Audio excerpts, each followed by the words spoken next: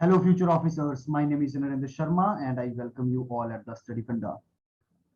So, guys, हम जो history के क्वेश्चंस को कवर करने की कोशिश कर रहे हैं, तो आज जो क्वेश्चन हम देखेंगे, ये देखेंगे 2018 जो CAPF AC 2018 में हिस्ट्री के क्वेश्चन पूछे गए हैं, इनको हम सॉल्व करने की कोशिश करेंगे। लेकिन आगे बढ़ने से पहले जस्ट वेट अ मिनट, आप लोगों का जो पार्टिसिपेशन है कमेंट बॉक्स के अंदर, ये काफी अप्रिशिएबल है। स्पेशली यदि मैं बात करता हूँ पूजा यादव की, जब से मैंने जियोग्राफी की सीरीज को स्टार्ट किया था कंटिन्यूसली मेरे को जिस स्टूडेंट के कंटिन्यूसली मैसेजेस मिले हैं वो है पूजा यादव। इनका हमेशा से पार्टिसिपेशन रहा है। जो भी इनसे क्वेश्चन पूछे जाते हैं, ये हमेशा इनका जो है आंसर करते हैं। और साथ में इनमें एक जो ऑफिसर लाइक क्वालिटी जो मेरे को लगती है, वो है ग्रेटिट्यूड, कि हम एफर्ट्स डाल रहे हैं और ये जो है हमारे एफर्ट्स को अप्रिशिएट कर रहे हैं, जिसके कारण हमें और ज्यादा मोटिवेशन मिल रही है कि हम और ज्यादा इनोवेशन करके लेके आए इन लेक्चर्स के अंदर, ताकि आपके लिए और कन्वीनियंट हो। यही हमने चेंज किया था। स्टार्टिंग में हम सिर्फ इंग्लिश के अंदर जो है क्वेश्चन लेके आते थे, लेकिन आप लोगों की डिमांड थी कि हिंदी के अंदर लेके आने चाहिए, हमने वो भी स्टार्ट किया। तो जब आप अपना ऐसे ग्रेटिट्यूड शो करते हो, तो कहीं ना कहीं हमें बहुत ज्यादा मोटिवेशन मिलती है, और पूजा यादव ने यही किया है। और मैं सिर्फ पूजा यादव के बारे में नहीं बोलूंगा, along with that there are so many aspirants जो कि क्या करते हैं, अपना ग्रेटिट्यूड शो करते हैं। तो जो पिछली वीडियो के अंदर क्वेश्चंस पूछे गए थे, इन्होंने सारे के सारे क्वेश्चंस का जो है आंसर किया। पूजा यादव के साथ साथ अंकिता यादव का भी अच्छा खासा जो आपको कंट्रीब्यूशन देखने को मिलेगा, समर्थ का भी अच्छा खासा कंट्रीब्यूशन है, along with that Shiv Pratap, sorry यदि नाम मैंने गलत लिया हो, और उसके बाद भरत सिंह। तो इन लोगों का कंट्रीब्यूशन अच्छा खासा था। लेकिन यहाँ पे एक काम करना पड़ेगा Pooja Yadav along with Bharat Singh and Samarth को। काम ये करना है कि जो भी आपके नंबर ऑफ क्वेश्चंस हैं, पहले आप ऐसे लिखो कि नंबर ऑफ क्वेश्चंस आपने टोटल कितने हैं। जब भी आपको नीचे कमेंट लिखना, आप ऐसे लिखो कि टोटल इतने क्वेश्चंस थे जो कि आपने करवाए थे। इसके बाद इतने में से मैंने इतना अटेम्प्ट किया कि मेरे अटेम्प्टेड क्वेश्चन इतने थे। उसके बाद आप क्या देखोगे, अटेम्प्टेड क्वेश्चन के बाद लिखो कि मेरे राइट जो क्वेश्चन थे ये इतने थे, और रॉन्ग जो क्वेश्चन थे ये मेरे इतने हुए। और इसके बाद आप क्या करो, जो राइट क्वेश्चन होंगे आपको उसको सीधा मल्टीप्लाई करो 2 से, और जो आपके रॉन्ग क्वेश्चन होंगे इसको 1.66 से क्या करो, मल्टीप्लाई करो, और राइट में से रॉन्ग को माइनस करो, और जो आपका स्कोर होगा ये टोटल स्कोर आप नीचे लिखो। तो आपका कमेंट जो है ऐसे आना चाहिए, यस, ये आपका टोटल स्कोर। उसके बाद आप क्या करो कि जो भी मैं यहाँ पे क्वेश्चंस पूछ रहा हूँ, उन क्वेश्चंस को क्या करो, ऐसे नीचे जो है लिखने की कोशिश करो, यस। और उसके बाद यदि आपका कोई भी डाउट है, तो फिर आप डाउट को लिखो, और डाउट के बाद आप क्या कर सकते हो, नीचे यदि आपको लेक्चर अच्छा लगा है तो आप अप्रिशिएट कर सकते हो। तो आप इस पैटर्न में चलोगे तो कहीं ना कहीं मेरे लिए काफी इजी होगा हर एक कमेंट को एड्रेस करना, यस। तो जैसे कि मैंने 3 क्वेश्चन पूछे थे आपसे, 1905, 1906 और 1907 के अंदर कौन कौन से सेशंस हुए हैं, तो बिल्कुल सही इनका आंसर है कि सर बनारस के अंदर, क्या कहेंगे सर, कि बनारस के अंदर जो है बेसिकली क्या हुआ था, 1905 का सेशन हुआ था, और उसके प्रेसिडेंट कौन थे, गोपाल कृष्ण गोखले थे। अब यहाँ पे पूजा यादव ने एडवांटेज ये ले लिया कि इन्होंने जो इंपॉर्टेंट चीज हुई है, ये इन्होंने इसको भी लिखा हुआ है, जो कि समर्थ और अंकिता नहीं कर पाए, यस। तो इनको भी क्या करना है, अगले लेक्चर से यही काम करना है कि फॉर्मल प्रोक्लेमेशन ऑफ स्वदेशी मूवमेंट अगेंस्ट द गवर्नमेंट। उसके बाद 1906 के अंदर क्या देखने को मिलेगा सर, दादा भाई नौरोजी ने कलकत्ता सेशन को प्रिसाइड किया था, और उसमें जो रिजोल्यूशन था स्वराज का, ये और बॉयकॉट द मूवमेंट और स्वदेशी और नेशनल एजुकेशन, ये प्रोक्लेमेशन जो है कहीं ना कहीं इशू हुआ था। उसके बाद यदि मैं बात करूं 1907 में, तो सूरत के अंदर हुआ था, रास बिहारी घोष अलॉन्ग विद, इसमें क्या हुआ था सर कि इसको सूरत स्प्लिट भी कहा जाता है, और इसमें मॉडरेट और एक्सट्रीमिस्ट जो है क्या हुए थे, अलग अलग हुए थे, राइट। तो ये जो है पिछली वीडियो के आंसर्स थे, तो मैं उम्मीद करता हूं आप सबके आंसर सही रहे होंगे, और मैंने congratulation to the Shiva Pratap, इनके सारे के सारे जो है आंसर करेक्ट हैं, यस। और आपको क्या करना है शिवा प्रताप, आपको भी अब यही ध्यान रखना है कि इस फॉर्मेट में आपके जो है कमेंट आना चाहिए, ताकि मेरे लिए और चीजें हो जाए कि आप किस प्रोग्रेस में चल रहे हैं।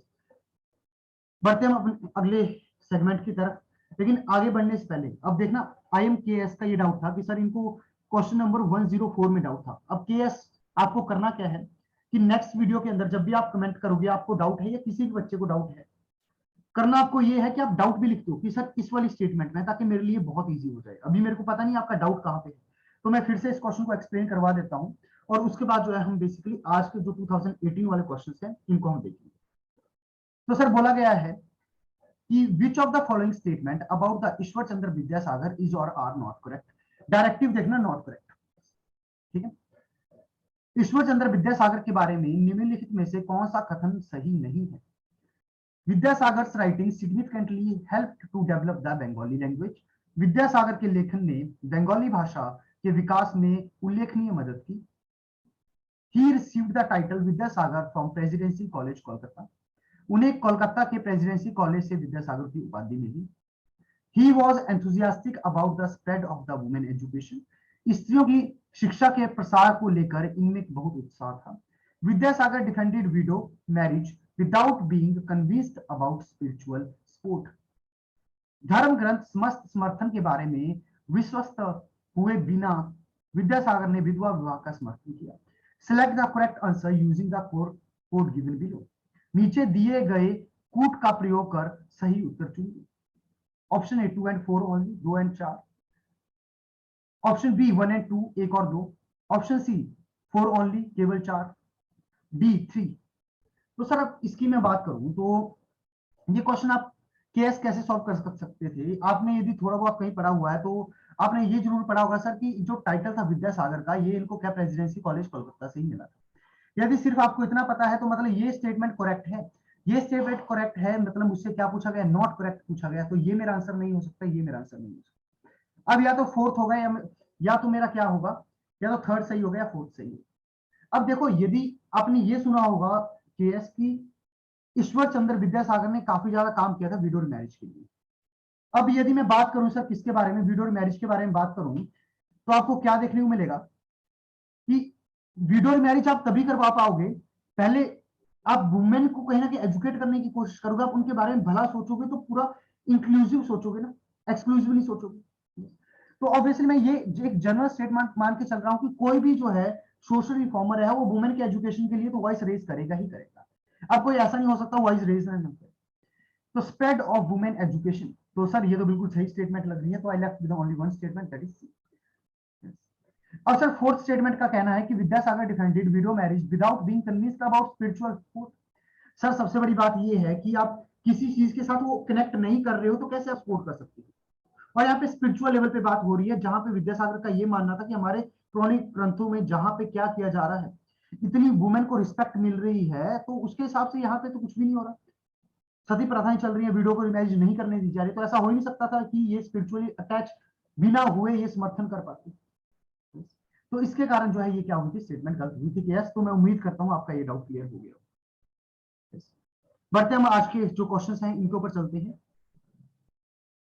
सर बोला गया है कि अब आपको कुछ क्वेश्चंस देखने को मिलेंगे आगे, जहां पे दो स्टेटमेंट्स दी गई है। आपको क्या करना है, आपको दोनों स्टेटमेंटों को केयरफुली पढ़ना है और उसके बाद जो है राइट आंसर तक पहुंचना है। अब स्टेटमेंट ऐसे होगी कि दो स्टेटमेंट है कि दोनों की दोनों स्टेटमेंट इंडिविजुअल तो सही है, और जो स्टेटमेंट 2 है ये स्टेटमेंट 1 की करेक्ट एक्सप्लेनेशन है। ए ऑप्शन होगा आपका। बी ऑप्शन कैसे बनेगा सर, कि दोनों स्टेटमेंट इंडिविजुअल तो करेक्ट है लेकिन स्टेटमेंट 2 करेक्ट एक्सप्लेनेशन नहीं है पेपर स्टेटमेंट 1 की। सी ऑप्शन ये होगा जब आपकी स्टेटमेंट 1 ट्रू है लेकिन स्टेटमेंट 2 ही फॉल्स है।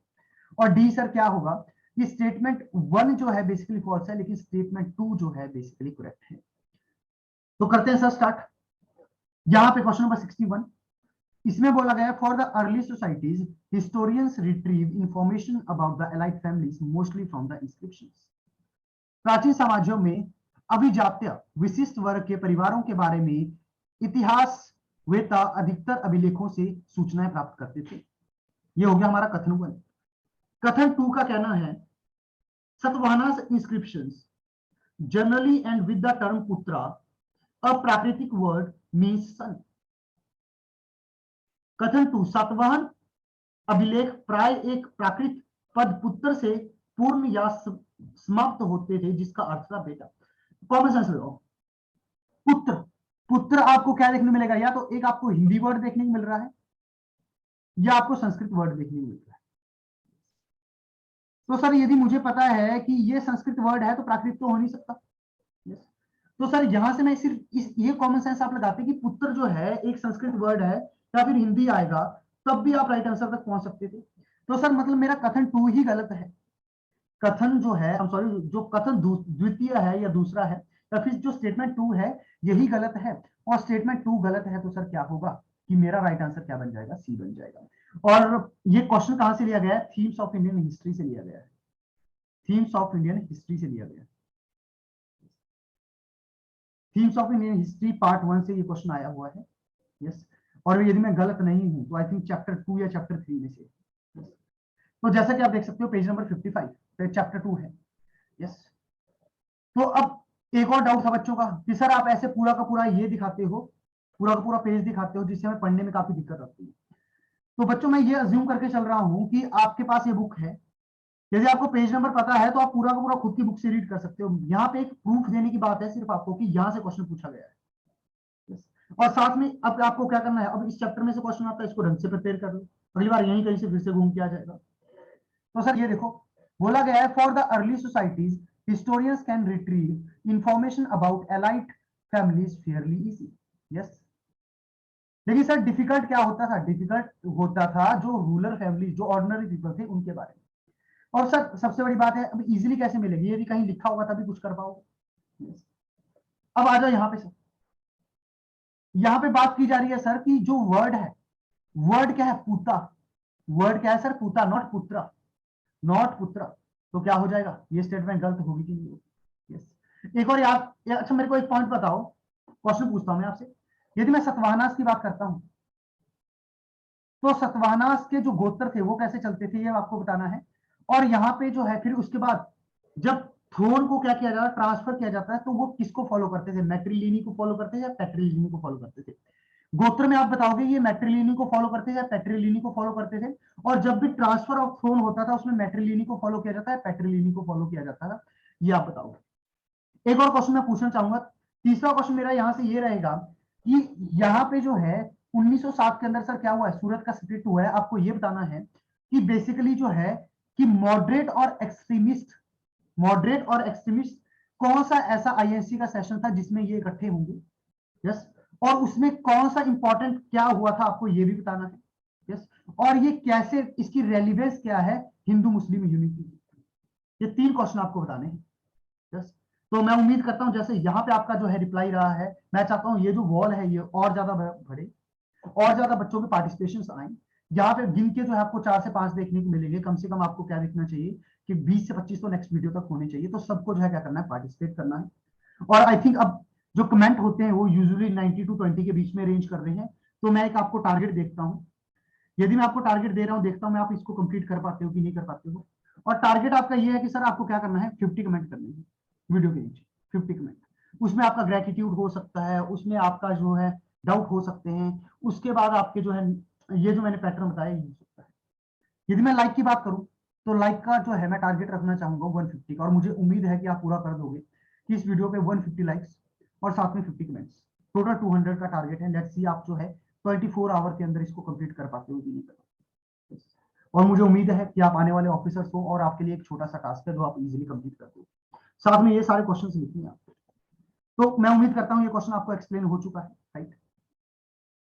Now moving to the next question, pattern same है तो इसके ऊपर मैं टाइम वेस्ट नहीं करूंगा इसको बार बार पढ़ने में, सीधा मैं क्वेश्चन के ऊपर चलूंगा।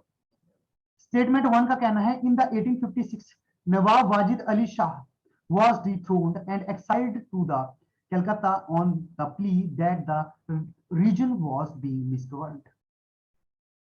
1856 में नवाब वाजिद अली शाह को उनके क्षेत्र में कुशासन होने के तरफ पर गद्दी से उतारकर कलकत्ता निर्वासित कर दिया गया था। Statement 2, Nawab was accused of being unable to control the religious chief and तलुकदार। नवाब पर यह अभियोग था कि वे विद्रोही मुखिया और तलुकदारों पर नियंत्रण पाने में असमर्थ थे। यदि आपने themes of Indian history part 3 पढ़ा हुआ है तो वहां से ये सीधा का सीधा डायरेक्ट क्वेश्चन आपको देखने को मिलेगा। तो सर यदि आपने पढ़ा है तो आपको पता होगा कि हाँ ऐसा कुछ हुआ था कि उसमें सर क्या चल रहा था, डॉक्ट्रिन ऑफ लैप्स चला था। अच्छा एक और क्वेश्चन पूछना चाहूंगा, 3 क्वेश्चन हो चुके हैं, चौथा क्वेश्चन और पूछता हूँ। सर मेरा क्वेश्चन ये है कि डॉक्ट्रिन ऑफ लैप्स कौन लेके आया था, who introduce the doctrine of lapse in India, ये भी आपको कमेंट बॉक्स के अंदर लिखना है। साथ ही में सर आपको ये बताना है कि ऐसी पहली कौन सी प्रोविंस थी जिसने डॉक्ट्रिन ऑफ लैप्स को ज्वाइन किया था, या जिस प्रोविंस को फर्स्ट टाइम कैप्चर किया गया through the doctrine of lapse.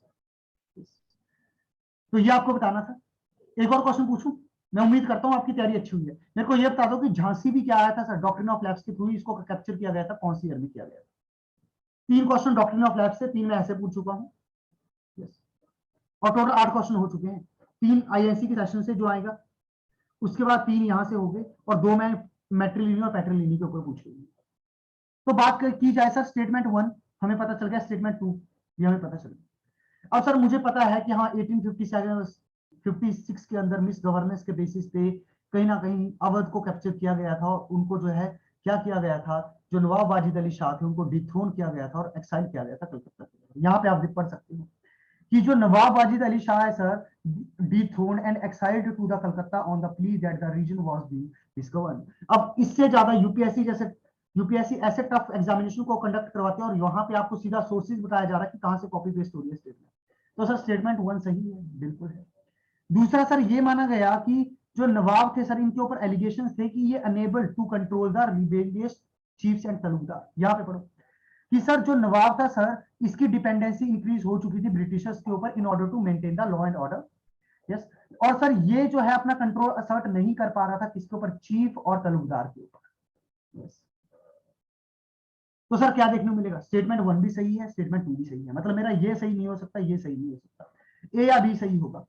तो सर स्टेटमेंट 1 सही है, लेकिन और स्टेटमेंट 2 इसका बिल्कुल सही है सर, क्योंकि जो क्या थे, जो रिबेलियस चीफ और तालुकदार थे, ऐसा माना जाए ये इनको कंट्रोल नहीं कर पा रहा है, जिसके कारण जो गवर्नेंस होनी चाहिए थे अवध की, वो उस रिक्वायर्ड वे में नहीं चल पा रही है। तो statement 2 is the correct explanation of the statement 1। So right answer क्या हो जाएगा sir? A is going to be the right answer. A is going to be the right answer, right. तो ये आपको क्या देखने मिलेगा सर? पेज नंबर 296, सीधा यहां से क्वेश्चन उठाया गया है।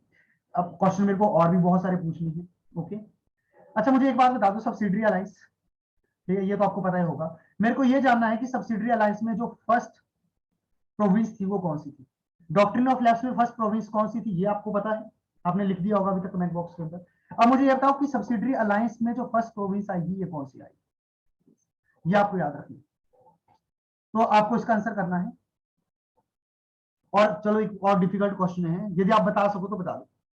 ये मुझे बताओ कि सिंध ने जो है, सिंध ने सब्सिडरी अलायंस को कौन सी ईयर में ज्वाइन किया है? अब ये बताओ, ये डिफिकल्ट क्वेश्चन है, और यदि आपने स्पेक्ट्रम बिल्कुल बारीकी से पढ़ी हुई है तब जाके आप आंसर कर पाओगे।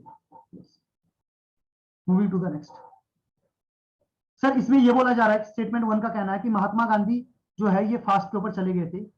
महात्मा Gandhi went on a fast unto death against the communal awards announced by the British government. Statement 2, Pune Pact resulted in a joint electorate with an enhanced number of seats reserved for the depressed classes. कथन 1, Mahatma Gandhi British सरकार द्वारा घोषित सांप्रदायिक अधिनिर्णय के खिलाफ आमरण अनशन पर चले गए थे। आई एम सॉरी, हिंदी मेरी इतनी कुछ खास अच्छी है नहीं, but for you guys I am putting efforts ताकि मैं हिंदी में भी बोल पाऊं, ताकि आपको समझ में आ पाए। कथन 2, पूना समझौता का परिणाम एक संयुक्त निर्वाचक मंडल के रूप में सामने आया, जिसमें दलित वर्गों के लिए आरक्षित सीटों की संख्या बढ़ गई थी। तो सर यदि आपने स्पेक्ट्रम अच्छे से पढ़ी है, यदि आपने स्पेक्ट्रम को अच्छे से पढ़ा हुआ है, तो आप इजीली इसका आंसर कर सकते हो सर। ये क्रोनोलॉजी में चलता है पूरा का पूरा। सर 1932 के अंदर क्या होता है? कम्युनल अवार्ड अनाउंस होते हैं। यस, और सर कम्युनल अवार्ड में आपको ये पता है कि क्या दिया गया था सर? सेपरेट इलेक्टोरेट प्रोवाइड करवाया गया। सर सेपरेट इलेक्टोरेट प्रोवाइड करवाया गया था, किसको प्रोवाइड करवाया गया था सर? जितनी भी इंडिया के अंदर माइनॉरिटी की कम्युनिटीज थी, इनको करवाया गया था सेपरेट इलेक्टोरेट। यस, तो सर आपको क्या देखने मिलेगा कि यही थे, और जब ऐसा पता चलता है तो गांधी जी कहां पे चले जाते हैं? सीधा सर जो है ये बेसिकली आमरण अनशन पे चले जाते हैं। तो ये स्टेटमेंट तो बिल्कुल सही है। स्टेटमेंट 1 यहाँ ट्रू है, मतलब ये नहीं होगा। सर बात बोला जा रहा है कि जो पूना पैक्ट था सर, इसमें क्या किया गया कि resulted in a joint electorate with an enhanced number of seat reserved for the depressed classes। तो यदि ये भी आपको पता है सर, इसके बाद गांधी जी क्या करेंगे? गांधी जी जो है बेसिकली उसमें यादवाड़ा जेल के अंदर होते हैं। होता ये स्टोरी ऐसे चलती है कि सिविल डिसओबीडियंस मूवमेंट को लॉन्च किया होता है गांधी जी ने। अच्छा, अब एक और क्वेश्चन आएगा। अच्छा, मेरे को ये बात बताओ कि सिविल डिसओबीडियंस मूवमेंट, भर दो आप कमेंट बॉक्स को, मैं कह रहा हूं, और मुझे पता आप ये कर दोगे, इतने होनहार हो आप और आपकी तैयारी अच्छी है। सिविल डिसओबीडियंस मूवमेंट को जो है लॉन्च किया गया था सर डांडी मार्च के द्वारा। आपको बताना है डांडी मार्च कब स्टार्ट होगी और कब खत्म होगी, एक पॉइंट, एक ये बताओगे। दूसरा सर, यहाँ पे आपको क्या देखने को मिलेगा, क्रोनोलॉजी में बता रहा हूँ, गांधी जी ने सिविल डिसओबीडियंस मूवमेंट को लॉन्च किया था। उसके बाद जो है गांधी जी को क्या कर लिया था, ब्रिटिशर्स ने मिस्टेक वो कमिट नहीं की जो उन्होंने नॉन कॉपरेशन मूवमेंट में कमिट की कि सर गांधी जी को लास्ट में अरेस्ट करते हैं। नो, इन्होंने पहले अरेस्ट कर लिया। यस, तो गांधी जी अब कहां पे देखने को मिलेंगे, यारवाड़ा जेल के अंदर देखने को मिलेंगे। और उसी समय आपको क्या देखने को मिलेगा, 1932 के अंदर जो कम्युनल अवार्ड है ये अनाउंस होता है और गांधी जी जेल के अंदर ही क्या चले जाते हैं, आमरण अनशन पे चले जाते हैं। और गांधी जी का उस समय जो है ऐसा हो रहा था पूरी कंट्री के अंदर कि यदि गांधी जी को खोज भी आ जाती थी तब भी जो है क्या हो जाते थे, लोग विद्रोहों पे उतर आते थे। और उस समय गांधी जी का ये अनाउंस करना कि मैं जो है आमरण अनशन पे जा रहा हूं, तो ये कहीं ना कहीं बहुत ज्यादा सिचुएशन को डेट्रॉइट कर सकता था किसके अंदर सर, यदि मैं बात करूं इंडिया की लॉ एंड ऑर्डर के अंदर। तो सर अब इसी को कवर करने के लिए पूना पैक्ट को लाया गया। अच्छा, एक बात बतानी है आपको कि पूना पैक्ट करने के लिए गांधी जी से मिलने और कौन कौन गए थे, ये भी आप बताओगे कमेंट बॉक्स के अंदर। और मैं उम्मीद करता हूं कि हमारे पास बहुत होनहार जो स्टूडेंट्स हैं, राइट, काफी इंटेलिजेंट स्टूडेंट है, भले हम बात करें पूजा यादव की, शिव प्रताप, भरत सिंह, अंकिता यादव एंड समर्थ, और ये कमेंट बॉक्स भर देंगे और बाकी आपको भी भरना है। यस, तो आपको ये बताना है कि सर जो पूना पैक्ट है ये बेसिकली किस किस के बीच में हुआ था। एक तो गांधी जी है, दूसरे वो दो लोग कौन थे उनका आपको नाम बताना है। और सर इसके द्वारा क्या किया गया, इसके द्वारा जो है रिजर्वेशन दिया गया। इसके द्वारा सर क्या किया गया, रिजर्वेशन दिया गया। हम सेपरेट इलेक्टोरेट नहीं देंगे, रिजर्वेशन देंगे। यस, तो सर ये तब हुआ, तो ये क्या है सर, स्टेटमेंट 1 भी करेक्ट है और स्टेटमेंट 2 भी क्या है, करेक्ट है। यस, तो अब ये बोला जा रहा है कि सर गांधी जी जो है बेसिकली क्या किया गया था सर, कि महात्मा गांधी जो है सर ये कहां पे गए हैं, ये आमरण अनशन पे गए हैं। क्यों गए हैं सर, क्योंकि कम्युनल अवार्ड की वजह से गए हैं। लेकिन सर पूना पैक्ट के द्वारा तो क्या होता है, पूना पैक्ट के द्वारा जो है बेसिकली ऐसा किया जाता है कि रिजर्वेशन जो है ये क्या किया जाएगा, रिजर्वेशन दिया जाएगा, इलेक्टोरेट नहीं दिया जाएगा। बेसिकली जो है सेपरेट इलेक्टोरेट नहीं दिया जाएगा। yes. तो इससे सर क्या होता है, गांधी जी अपना फास्ट तोड़ते हैं ना कि अपने फास्ट को एक्सटेंड करते हैं। यस, तो सर क्या देखने मिलेगा कि जो स्टेटमेंट 1 और स्टेटमेंट 2 इंडिविजुअली तो करेक्ट है, स्टेटमेंट 1 और स्टेटमेंट 2 सर क्या है, इंडिविजुअली तो करेक्ट है। और आपको क्या देखने मिलेगा कि यहां पे जो इसका राइट आंसर होगा ये क्या देखने मिलेगा sir, B is going to be the right answer. लेकिन statement 2 is not the correct explanation of statement 1। क्या गांधी जी ने इस स्टेटमेंट के बेसिस पे फास्ट नहीं रखा था, इनके फास्ट रखने का रीजन था कम्युनल अवार्ड्स। तो यहाँ पे यदि स्टेटमेंट ऐसे बनती कि महात्मा गांधी जो है 1932 में फास्ट पे गए थे, रीजन ये था सर, स्टेटमेंट 2 ये थी कि कम्युनल अवार्ड अनाउंस किए थे, तब जाके जो है क्या होती, स्टेटमेंट 1 करेक्ट होती। लेकिन सर क्या है यहाँ पे जो है, statement 2 is not the correct explanation of statement 1। Yes, और ये काफी कॉन्ट्रोवर्शियल क्वेश्चन होगा क्योंकि यहाँ पे क्या है, यहाँ पे आपका पर्सपेक्टिव काम में आएगा कि आपने सोचा कैसे। यस, तो कम्युनल अवार्ड आप सारी की सारी चीजें देख सकते हो स्पेक्ट्रम के पेज नंबर 389, जो नई स्पेक्ट्रम आई है, देख सकते हो आप सारा का सारा, ये चीजें आप खुद से पढ़ सकते हो। मैं उम्मीद करता हूँ पढ़ के आए हो already. Yes, moving to the next question.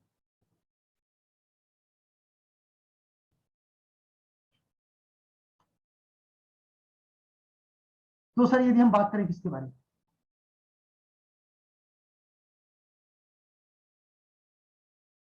तो यदि मैं बात करूं सर अगली statement 1, permanent settlement system was rarely extended to any region beyond Bengal. स्थायी बंदोबस्त बंगाल के परे किसी अन्य क्षेत्र में विरले ही बढ़ाया गया था, मतलब था लेकिन ज्यादा नहीं, ऐसा बोला जा रहा है। Statement 2, after 1810 the agriculture prices declined affected adversely the income of the Bengal zamindar. कथन 2 का यह कहना है सर कि 1810 में कृषि संबंधी कीमतों में गिरावट आई, जिससे बंगाल में जमींदारों की आय पर प्रतिकूल प्रभाव पड़ा। अब देखना कि सर यदि आपने themes of Indian history part 3 को अच्छे से पढ़ा हुआ है तो डायरेक्ट सोर्स वहां से कि ये स्टेटमेंट तो बिल्कुल सही देखने को मिलेगी। क्यों, क्योंकि सर गिवन है, ये देखो इसका सीधा बोला गया है, the permanent settlement was rarely extended to any region beyond the Bengal. तो सीधी कॉपी पेस्ट स्टेटमेंट है। लेकिन सर स्टेटमेंट 2 गलत है, क्यों है? क्योंकि यहाँ पे वर्ड है डिक्लाइन। नहीं सर, इंक्रीज किया था, इंक्रीज किया था, डिक्लाइन नहीं किया था। तो स्टेटमेंट 2 गलत है, मतलब क्या ये? तो क्या होगा sir? C is going to be the right answer. C is going to be the right answer. Yes, देख सकते हो आप कि सर 1810 के बाद जो प्राइसेस थे ये इंक्रीज किए थे। यस, ये आपको देखने को मिलेगा। बढ़ते हैं नेक्स्ट क्वेश्चन की तरफ। नेक्स्ट क्वेश्चन का कहना है सर कि statement 1, towards the beginning of the 20th century a new hybrid architectural style developed with combined the Indian with the European. कथन 1, 20वीं शताब्दी के आरंभ में एक नई संकर वास्तु शिल्प शैली विकसित हुई जिसमें भारतीय शैली के साथ यूरोपीय शैली का संयोजन किया गया था। Statement 2, by integrating Indian and European style in public architecture, the British wanted to prove that they were legitimate ruler of India. लोक वास्तुशिल्प में भारतीय और यूरोपीय शैली का एकीकरण करके अंग्रेज यह सिद्ध करना चाहते थे कि वे भारत के वैध शासक हैं। तो सर दोनों के दोनों क्वेश्चन कहां से उठाए गए हैं?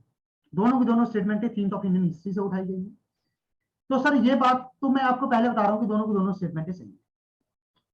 ये मैं क्यों बता रहा हूं, ये इसमें कुछ कॉमन सेंस नहीं चलेगी। इसमें पढ़ा है आपने, स्टेटमेंट पता है तभी होगा। Towards the beginning of the 20th century, a new hybrid architectural style developed which combined the Indian with the European. तो बिल्कुल सही स्टेटमेंट है कि नए नए प्रकार का आर्किटेक्चर आता है सर जिसमें इंडिया और यूरोप दोनों का मिलन। सर क्यों किया होगा ब्रिटिशर्स ने ऐसा? ब्रिटिशर्स ने इसलिए किया होगा कि बिल्डिंगें बताती है कि वहां का रूलर कौन है।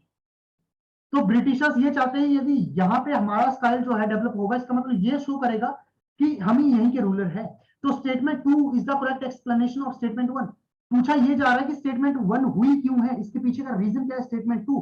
क्योंकि ब्रिटिशर्स क्या चाहते हैं सर? ब्रिटिशर्स चाहते हैं कि हम यहाँ के लेजिटिमेट रूलर लगे, और इसका वन ऑफ द वे क्या है सर कि जब बिल्डिंग हमारे हिसाब से हो तो क्या देखने मिलेगा sir? A is going to be the right answer. A is going to be the right answer. सीधा देख सकते हो, सीधी copy paste statement. Towards the beginning of the 20th century, a new hybrid architectural style developed which combined the Indian with the European. By integrating the Indian and European style in the public architecture, the Britishers wanted to prove that they were the legitimate ruler of the India. Yes. तो ये याद रखना है। साथ में प्रिय बच्चों एक और काम कर लो, ये जो कॉर्नर वाली इंफॉर्मेशन है ना, इनको थोड़ा ढंग से कर लेना, क्योंकि मेरे को ये लग रहा है कि क्वेश्चन बनाना होगा ना आपका, सीधा पूछेगा कि विक्टोरिया टर्मिनस जो रेलवे स्टेशन है वहां पे कौन सा आर्किटेक्चर स्टाइल है। फिर आप जो है कहीं उसको इंट्रोडक्शन ऑफ इंडियन आर्ट में ढूंढते फिरोगे या नितिन सिंघानिया में ढूंढते फिरोगे, सीधा एनसीईआरटी के आर्ट एंड कल्चर से क्वेश्चन। तो ऐसे आपको मद्रास लॉ कोड का इनका याद रखो कि ये सब क्या है, इंडो सैसनिक जो है, ये बेसिकली क्या देखने को मिलेगा, ये आर्किटेक्चर स्टाइल देखने को मिलेगा। ऐसे क्वेश्चन के लिए रेडी रहना। बढ़ते हैं आगे। तो सर हमारे स्टेटमेंट वाले क्वेश्चन खत्म हो चुके हैं, अब बढ़ते हैं आगे। Which of the following statement about the town planning in British India in early 19th century is or are correct? 19वीं शताब्दी के प्रारंभ में ब्रिटिश कालीन भारत के नगर नियोजन के बारे में निम्नलिखित कथनों में से कौन सा सही है? The fund for the town improvement were also raised through the public lotteries. नगरों की उन्नति के लिए धन सार्वजनिक लॉटरी के द्वारा भी एकत्र किया जाता था। The threat of the epidemic gave an impetus to town planning in the early decade of 19th century. 19वीं शताब्दी के प्रारंभ में दशकों में महामारी की आशंकाओं में नगर निगम नियोजन को बढ़ावा दिया गया था। Select the correct answer using the code given below. नीचे दिए गए कूट का प्रयोग कर सही उत्तर चुनें। A 1 only, B 2 only, C 1 and 2 only, D neither 1 nor 2. केवल एक, केवल दो, एक और दो, दोनों, ना तो एक ना ही दो। तो सर यदि आपने themes of Indian history part 3 पढ़ा है तो राइट आंसर होगा, नहीं पढ़ा है तो पढ़ लेना भाई। अराउंड 45 डेज बचते हैं यहाँ से एग्जामिनेशन के लिए। कोशिश करो 20 दिन के अंदर 15 चैप्टर निपटाओ और 2 बार रिवीजन कर लो, बहुत सारे क्वेश्चन आते हैं। बोला गया सर कि पहली स्टेटमेंट बिल्कुल सही है कि सर लॉटरी कमेटी आई थी और इस लॉटरी कमेटी के द्वारा सर क्या किया गया था, फंड रेज किया गया था टाउन इंप्रूवमेंट के लिए। तो स्टेटमेंट 1 बिल्कुल सही है। स्टेटमेंट 2 भी सही है सर, क्यों किया जाएगा? क्योंकि ये क्या करना चाहते थे, टाउन इंप्रूवमेंट इसलिए करना चाहते कि ताकि बीमारियां ना लगे। सैनिटेशन बनी रहे। yes. तो क्या होगा sir, C is going to be the right answer. देख सकते हो, the lottery committee was so named because the fund for the town improvement was raised through the public lotteries, page number 336। साथ में sir आपको क्या देखने मिलेगा, the threat of the epidemic gave a further impetus to the town planning in the next few decades. जैसे cholera हो गया, ये 1817 के आसपास फैलना स्टार्ट हो गया, तो वेरी वेरी इंपॉर्टेंट। बढ़िया सर आगे, ये भी सर क्वेश्चन कहां से लिया गया है, themes of Indian history part 3। Who among the following in the Congress represented the socialistic view, इनमें निम्नलिखित में से या कांग्रेस में इनमें से किसने समाजवादी दृष्टिकोण का प्रतिनिधित्व किया? ऑप्शन ए राजेंद्र प्रसाद, नरेंद्र देव, मौलाना आजाद या सरदार पटेल। तो सर ये भी, और ये क्वेश्चन देखो प्रिय बच्चे, ये क्वेश्चन रिपीट हुआ है। यही क्वेश्चन आई थिंक जब हम 2020 या 21 का कर रहे थे उसमें भी सेम क्वेश्चन पूछा गया था, लेकिन स्टेटमेंटें दी हुई। तो इसका जो राइट आंसर होगा सर, ये क्या होगा, Narendra Dev is going to the right answer. देख सकते हो सर, सोशलिस्टिक कौन कौन है, जयप्रकाश नारायण, और ये स्टेटमेंट ने पढ़ाई हुई है आपको, नरेंद्र देव, एनजी रंगा और अदर्स। यस, तो ये आपको क्या देखने को मिलेगा, यहां से सीधा सीधा क्वेश्चन उठा हुआ है, Narendra Dev right answer. Next question sir, ये भी क्वेश्चन कहां से है, सीधा themes of Indian history. Which one of the following commercial centre declined after the mid 18th century, निम्नलिखित वाणिज्य केंद्रों में से किसका मध्य 18वीं शताब्दी के बाद पतन हुआ? कलकत्ता, मद्रास, ढाका एंड बॉम्बे। तो सर ये भी यदि आपने पढ़ा है तो पता होगा, नहीं पढ़ा है तो बिल्कुल पता नहीं होगा, तुक्का मत मारना। तो सर इसका राइट आंसर क्या होगा, ढाका। क्योंकि सर ब्रिटिशर्स के आने के बाद बॉम्बे, मद्रास और कलकत्ता ही तो बेसिकली क्या हुए हैं सर, बेसिकली यही तो है, यही तो राइज किए हैं।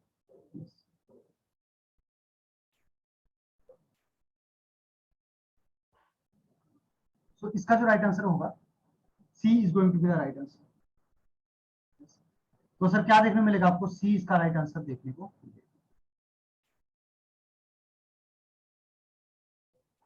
तो इसका जो राइट आंसर होगा, C is going to be the right answer. ये भी थीम्स ऑफ इंडियन हिस्ट्री से क्वेश्चन लिया गया है।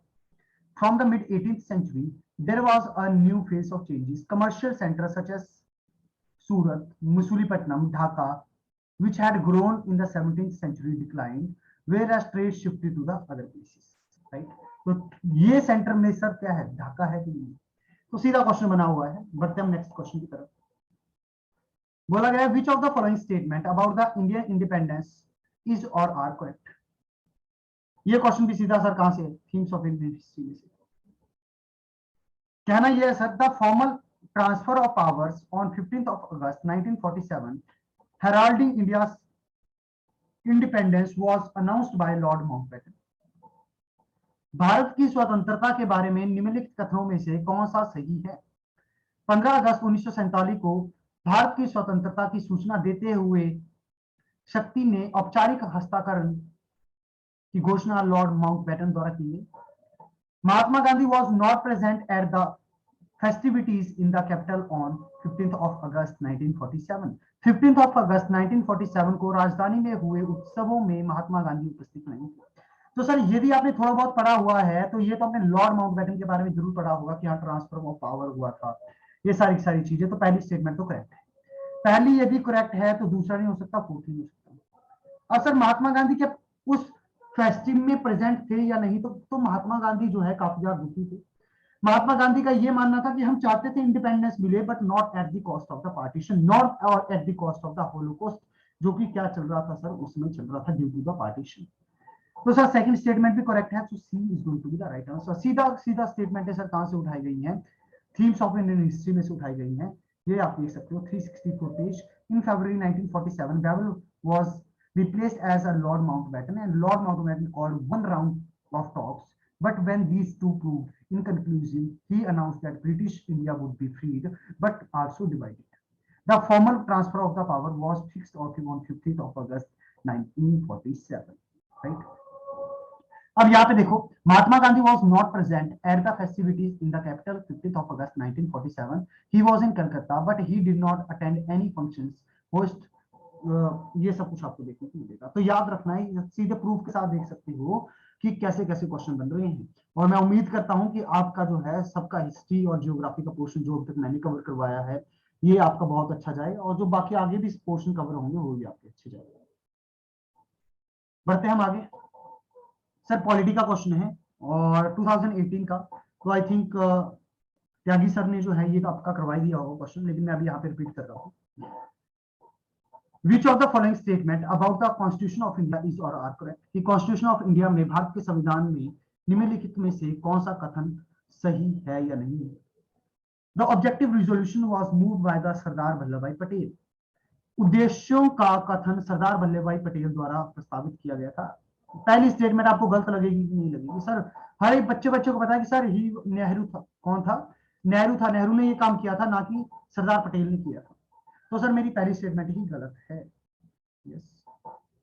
Second statement, B.R. Ambedkar served as a chairman of the drafting committee in his law capacity of the law minister. Doctor B.R. Ambedkar ने कानूनी मंत्री की हैसियत से प्रारूपण समिति के अध्यक्ष के रूप में सेवा की।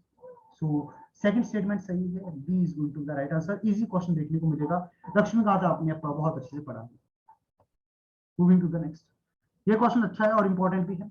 विच of the following statement about the Jainism is और are correct?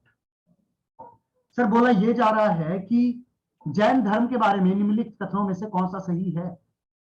The most important idea of the Jainism is that the entire world is animated, even stone, rock and water have life in it.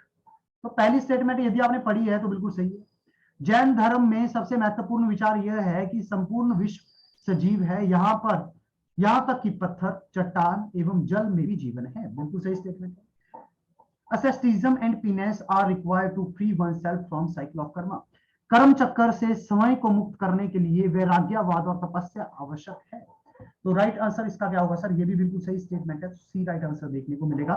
सीधा question themes of Indian history में से है। सीधा question themes of Indian history में से है, page number 88 कि the most important idea of the Jainism is that the entire world is animated, even the stone, rocks and water have life. Yes. Asceticism and penance are required to free oneself from the cycle of the karma. अब इससे ज्यादा हम आपके लिए क्या कर सकते हैं, जहां पे हम विद प्रूफ आपको दिखा रहे हैं कि स्टेटमेंट कहां से उठाई गई है। Moving to the next question, who among the following was the Buddha's foster mother? इनमें से कौन बुद्ध की धात्री मां थी? सीधा क्वेश्चन कहां से? सीधा क्वेश्चन है थीम्स ऑफ इंडियन हिस्ट्री, पूर्ण, गजलक्ष्मी, माया और महा प्रजापति गौतमी। तो इसका राइट आंसर सर क्या होगा? इसका राइट आंसर होगा डी। इसका राइट आंसर होगा डी। तो इसका जो राइट आंसर होगा D is going to the right answer. सीधा पेज नंबर 92 से क्वेश्चन उठाया है इन्होंने। The Buddha's foster mother Prajapati Gautami was the first woman to ordain as a bhikkhunis. Very very important. Next question, sir बोला गया है which of the following statement about the Bodhisattvas is और are correct? कि बोधिसत्वास के बारे में कौन सा करेक्ट है? They are perceived as deeply compassionate being who accumulate merit through their efforts. उन्हें ऐसी अत्यंत दयालु हस्ती के रूप में समझा जाता है जिन्होंने अपने प्रयत्नों से पुनः संचित किए गए थे। They are made to attempt to attain निबाना। उन्हें निबान प्राप्त करने के लिए यत्न किए गए थे। करेक्ट आंसर बताना है आपको। यदि आपको ना बोधिसत्वास, देखो एक होते हैं मॉन्क्स और एक होता है बोधिसत्वास, दोनों के बीच में डिफरेंस पता है ना, तो बहुत इजीली आप आंसर कर सकते हैं। अब देखो जो भी आपके मॉन्क है या बोधिसत्व है, अल्टीमेट एम क्या है? To attain the enlightenment, to attain the nibbana. अब सर निबाना को अटेन करने के लिए there are some criteria which they are supposed to be fulfilled. ऐसे क्राइटेरिया जो कि उनको फुलफिल करना पड़ेगा। मान लो कि आपके मन की इतनी शांति होनी चाहिए, आपका मन डिस्ट्रैक्ट नहीं होना चाहिए, should be fully focused and all these are the criteria which they were supposed to follow. Yes. तो अब यहाँ पे आप ये देखोगे सर कि मान लो कि अब भले बोधिसत्व हो भले ही मॉन्क हो, दोनों के दोनों जो है सर क्या करेंगे? इन क्राइटेरिया को फुलफिल करेंगे। कर दिए। अब सर अब इनके पास चॉइस होगी आफ्टर फुलफिलिंग द क्राइटेरिया, इधर दे कैन अटेन निबाना, और ये क्या कर सकते हैं सर, या तो ये निबाना को अटेन ना करें। जो मॉन्क होंगे सर, जो साधु होंगे, ये निबाना को अटेन करते हैं और मोक्ष की तरफ चलते हैं, लेकिन बोधिसत्व ये क्राइटेरिया तो फुलफिल कर चुके हैं कि इनको निबाना मिले, लेकिन निबाना अटेन नहीं करते हैं। इंस्टेड ऑफ दैट सर ये किसकी तरफ जाता है कि हमें लोगों की हेल्प करनी है। So this is the concept between the monks and the Bodhisattvas. तो सर ये जो है सेकंड स्टेटमेंट गलत है कि they made attempt to attain nibbana, no they do not attempt to attain nibbana. So second statement गलत है, तो A is going to be the right answer. Highly conceptual question, highly conceptual question. Bodhisattvas are perceived as a deeply compassionate beings who accumulates merit through their efforts, but use this not to attain nibbana, therefore abandon the world, but to help others. ये देखने को मिलेगी। और यहाँ पे आप देख सकते हो, ये देखो मथुरा में इमेज मिल गया बुद्धा की। अब पूछेगा, इसमें पूछ लेगा ये कौन सी मुद्रा है, तो ये कौन ही है, अभियाना मुद्रा है कि नहीं है, ऐसे क्वेश्चन पूछे गए हैं पहले। यस, और ये मुद्रा मैं आपको पहले बता चुका हूँ, बार बार इनको आपको देखते रहना है, ताकि कभी आपने बुद्धा की कोई ऐसी इमेज भी देखी है तो मुद्रा से पता चल जाए कौन सी है। और ये पता होना चाहिए थेरावेदास किसको फॉलो करते हैं सर, हीनायाना को फॉलो करते हैं, ये भी याद रखना है।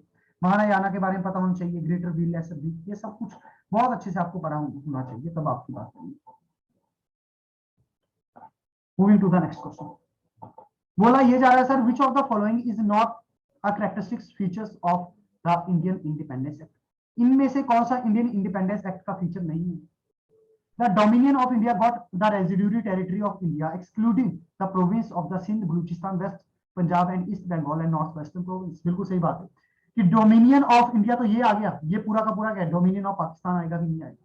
तो पहली स्टेटमेंट, निम्नलिखित में से भारतीय स्वतंत्रता अधिनियम 1947 की अभिलाक्षणिक विशेषता क्या नहीं थी। भारत का अधिपत्य को सिंधु, बलूचिस्तान, पश्चिमी पंजाब, पूर्वी बंगाल और नॉर्थ वेस्ट फ्रंटियर प्रोविंस को छोड़कर शेष भारत का क्षेत्रफल मिला था। तो पूछा क्या गया सर, नॉट पूछा गया, गलत बताना है सर। दूसरा, the act sought to lay down the constitution by the legislative will of the British parliament. यह अधिनियम ब्रिटिश संसद की विधायी इच्छा से एक संविधान निर्धारित करने के तलाशा गया था। Third sir, the act propose to set up two independent dominion. यह अधिनियम में दो स्वतंत्र डोमिनियन की स्थापना की प्रस्तावना रखा है। बिल्कुल सही बात है, ये बिल्कुल सही बात है। उसके बाद sir, the constituent assembly of each dominion was to have unlimited power to frame and adopt any constitution. ये भी आप जब सीधा कहां पे पढ़ोगे सर, सीधा आप जो है स्पेक्ट्रम में पढ़ोगे, ये लाइनें दी हुई है। तो राइट आंसर सर क्या होगा, बी होगा। ऐसा कुछ नहीं था, ब्रिटिश पार्लियामेंट की बिल पे जो है क्या बना था सर, ये जो हम कॉन्स्टिट्यूशन बना रहे थे, ऐसा कुछ नहीं था। यस, ये हमने डिमांड किया होता काफी ज्यादा। तो ये हम देख सकते हैं। Now moving to the next question, depiction of the descent of the river Ganga from the heaven in the form of relief sculptures on rockies। पत्थर पर बनी उबरदार मूर्तिकला के रूप में स्वर्ग से गंगा नदी का अवतरण का चित्रण कहाँ किया गया है।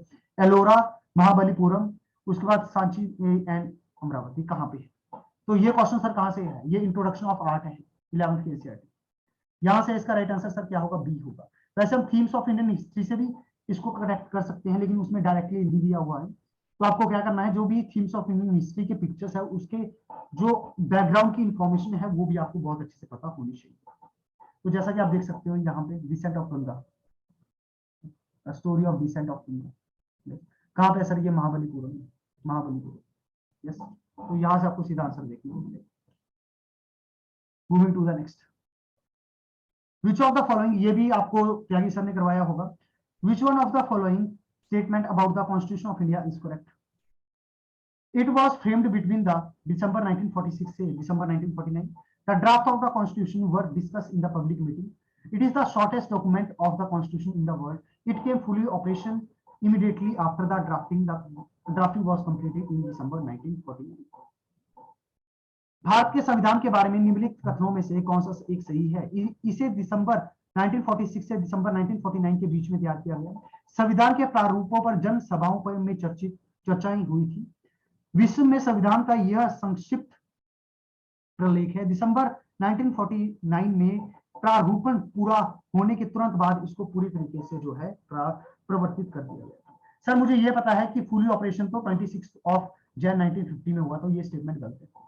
शॉर्टेस्ट नहीं है सर, लेंथीएस्ट है, ये भी गलत है।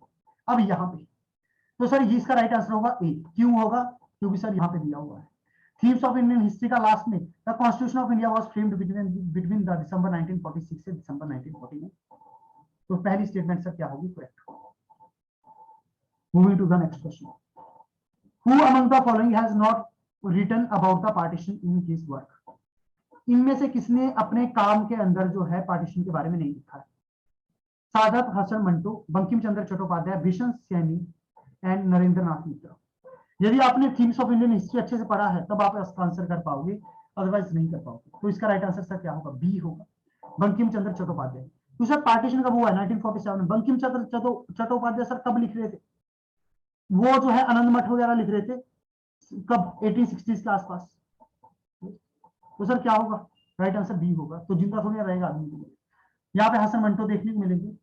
उसके बाद जो है विषम सहानी और नरेंद्र नाथ मिश्रा, जिन्होंने सर किसके बारे में लिखा है, पार्टीशन के बारे में लिखा है। Moving to the next question. Which one of the following statement about Harappan civilization is all are correct? Harappa सभ्यता के बारे में निम्नलिखित कथनों में से कौन सा सही है? There is the extraordinary uniformity in the artifact as evident in the pottery, seals, bricks and plates.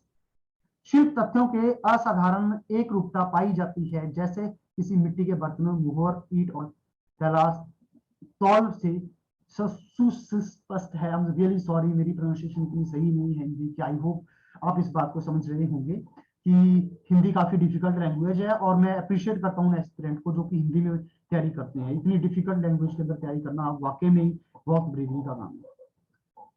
So there is the extraordinary uniformity in the artefact as evident in the pottery, seals, bricks and plates. तो sir हाँ, uniformity तो थी, uniformity तो सब में थी, तो पहली स्टेटमेंट तो सही है। तो ये तो क्या होगा सर, ये नहीं होगा और ये नहीं होगा। The late Harappan site also maintained the same construction technique as were used in the mature Harappan site. बाद में हड़प्पा स्थलों में भी उसी निर्माण तकनीक को उपयोग में लिया गया था जो पारिपिक हड़प्पा स्थलों में प्रयुक्त की गई थी। यस, तो सर क्या होगा, ये जो स्टेटमेंट है सेम नहीं थी सर, वो बाद में डिक्लाइन बहुत ज्यादा हो गई थी। यदि आपने थीम्स ऑफ इंडियन हिस्ट्री को पढ़ा तो सर क्या होगा, ये गलत होगा। A is going to be the right answer. देखो यहाँ पे सर ये वाला पैराग्राफ यहाँ से पढ़ना था। Few Harappan sites that continue to be occupied after 1900 they appear to have been transformed of a material culture marked by the disappearance of the distinctive artifact of the cultivation. Civilizations, weights, seals, special beads, writing, long distance trade, and craft specialization also disappear. In general, far fewer material were used to make far few things. House construction technique deteriorated, and large public structure was no longer produced. Overall, artifacts and settlements indicate a rural way of the life. What were called the late Harappan site. तो change हुआ कि नहीं हुआ है? Extraordinary uniformity of the Harappan artifact as evident in the pottery, seals, weight and bricks. सीधा पे सीधा statement यहाँ से उठाई गई। यस, तो सर यहाँ पे देखो चोलिस्तान का अबेंडन कब हुआ था, ये भी याद रखो, 1820 में। क्वेश्चन पूछा हुआ है कब, CAPF 2021 में सेम क्वेश्चन पूछा हुआ है। Who among the following was the author of the Hind Swaraj? मैं इसको एक इजी क्वेश्चन कहूंगा और ऐसे क्वेश्चन गलत नहीं होने चाहिए। हिंद स्वराज सर किसने लिखा है? स्पेक्ट्रम को आपने बहुत अच्छे से पढ़ा है तो आप इसका आंसर कर पाओगे। इसका राइट आंसर सर क्या होगा? C is going to be the right answer, Mahatma Gandhi. ये इजी क्वेश्चन है, इनमें ये तो बिल्कुल सही होने ही चाहिए। बढ़ते आगे। द बुद्धिस्ट टेक्स्ट मजीमा निका, ये कौन सी लैंग्वेज के अंदर है? बौद्ध ग्रंथ मजीम निकाय किस भाषा में है? संस्कृत, पाली, प्राकृत या फिर क्या देखने को मिलेगा, तेलुगु। कि ये सर आपको कौन सी लैंग्वेज में देखने को मिलेगी? तो यहाँ पे देखो किसमें सर, पाली में। राइट आंसर क्या होगा, पाली। अब ये ऐसे हैं, इसको आप सीधा कॉमन सेंस पे लेके नहीं जा सकते। हाँ, इतना दिमाग लगाना होता तो ये कह सकते थे कि हाँ बुद्धिस्ट जो टेक्स्ट थे वो पाली में थे, जैनिज्म प्राकृत में चलते थे, तो पाली ये कहीं हो सकता था। लेकिन आपको जो है थीम्स ऑफ इंडियन हिस्ट्री तो ढंग से पता होनी चाहिए, और इसको आप सीधा सीधा जो है राइट आंसर मार्क करो बी। तो सर क्या होगा, B is going to be the right answer, that is Pali. Moving to the next question, and this is going to be the last question. Which of the following statement about the Binodini Dasi, a pioneering figure in the Bengali theatre in the late 19th and earlier 20th centuries are correct? उत्तर 19वीं शताब्दी आरंभिक 20वीं शताब्दी में बंगाली नाट्य कला में एक अग्रणी हस्ती विनोदिनी दासी के बारे में निम्नलिखित कथनों में से कौन सा सही है? She was one of the prime mover behind the setting up the Stars Theatre in Calcutta. वे कलकत्ता में स्टार थिएटर की स्थापना में आदि प्रवर्तकों में से एक थी। माफ कर देना मुझे हिंदी के लिए, again and again, I am really sorry.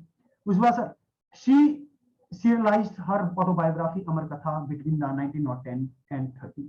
उन्होंने 1910 से 1913 के बीच में अपनी आत्मकथा अमर कथा मेरी कहानी को धारावाहिक के रूप में प्रदर्शित किया।